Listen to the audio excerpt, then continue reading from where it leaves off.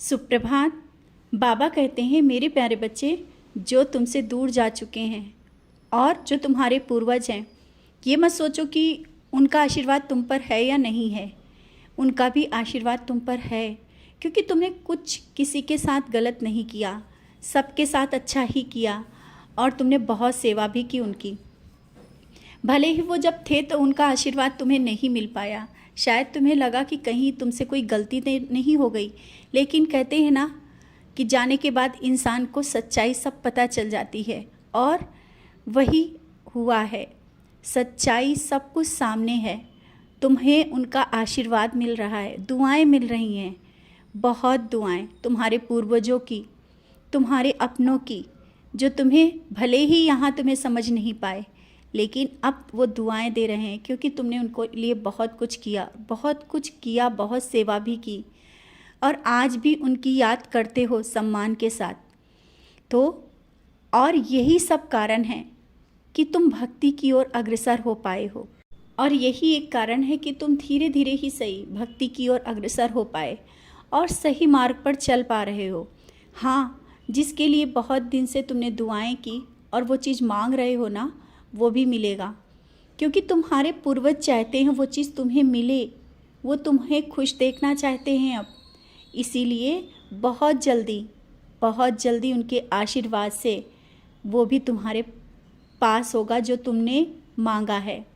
बार बार मुझसे कह रहे थे ना कि जो चीज़ मांग रहे हो और वो मिल नहीं रही है, अब वो मिलने का समय आ गया है। जो चीज़ तुमसे दूर जा रही थी या काम हो नहीं रहे थे, वो भी काम होंगे, निश्चिंत रहा करो। मैंने कहा ना, तुम्हारे साथ तो बहुत सी शक्तियाँ जुड़ी हैं, तुम अकेले कहाँ हो। तुम्हारे अंदर एक ऐसी ऊर्जा आ गई है जिससे तुम औरों के लिए भी तुम बहुत अच्छा तुम कर सकते हो। और यहाँ तक कि जो तुम्हारे लिए गलत सोचते हैं ना, तो तुम्हारे पास आते ही तुम्हें अलग से महसूस हो जाता है कि हाँ, ये मेरे लिए गलत सोच रहे हैं, लेकिन तुम कह नहीं पाते हो। तुम्हारे अंदर का ऑरा जो तुम समझ रहे हो, तुम देख पा रहे हो कि जब से तुमने नामस्मरण शुरू किया है, तुम्हें एक बदलाव आ गया है। अच्छा और बुरा तुम्हें अपने आप तुम्हारा हृदय बोल देता है।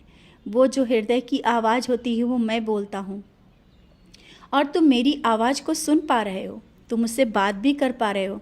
लेकिन हाँ, तुम्हारा वहम, क्या ऐसा भी हो सकता है कि बाबा बात कर सकते हैं? बच्चे, मैं तुम्हारे साथ रहता हूँ और तुमसे बात करता हूँ। तुम्हारे अंदर ही एक आवाज़ आती है, वो मेरी आवाज़ होती है, और तुम हाँ और ना का जवाब भी देते हो। बैठे बैठे तुम अपने आप से बात करते हो। वो तुम अपने आप से बात नहीं करते हो। भले लोगों को लगता होगा कि तुम अपने आप से बात करते हो, लेकिन तुम मुझसे बात कर रहे होते होगे। और तुम्हारे मन में अचानक ही कल कुछ ऐसे विचार आए जो तुम्हें लगा कि क्या ऐसा भी किसी से कहा जा सकता है, और तुमने बहुत ही सोच समझ करके उन बातों को कहा कि मेरा दिल ये कह रहा है। तो हाँ, वो मैं ही कह रहा था। अच्छा बुरा भला हर पल मैं तुम्हें समझाता चलता हूँ, और जो कहीं जाने की तुमने जो विचार किया है ना, अवश्य जाओ। तुम्हारा मन बार बार प्रश्न कर रहा है ना कि जाएं या ना जाएं, क्यों ऐसा सोच रहे हो? जाओ, मेरा आशीर्वाद है, सब बहुत अच्छा होगा।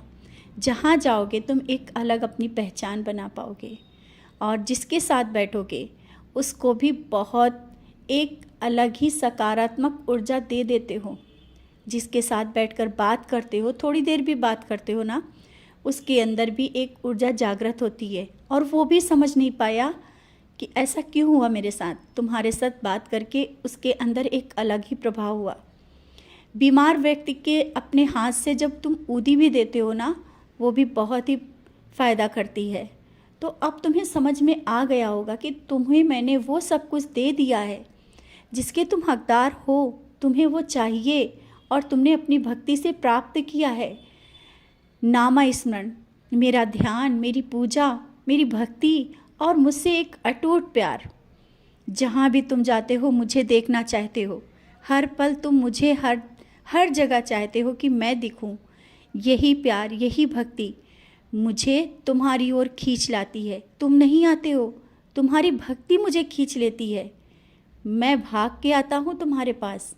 तुम्हारे आंसू, तुम्हारे दुख, तुम्हारे दर्द मैं देख ही नहीं सकता, तो तुम कभी ना अकेले हो, ना अकेले थे, ना तुम्हारा कोई कुछ बिगाड़ पाएगा।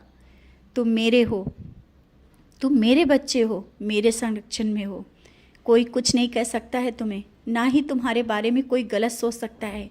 उससे पहले मैं खड़ा हूँ, वो पहले मेरे से होकर के तब तुम्हारे पास आएगा। खुश रहो।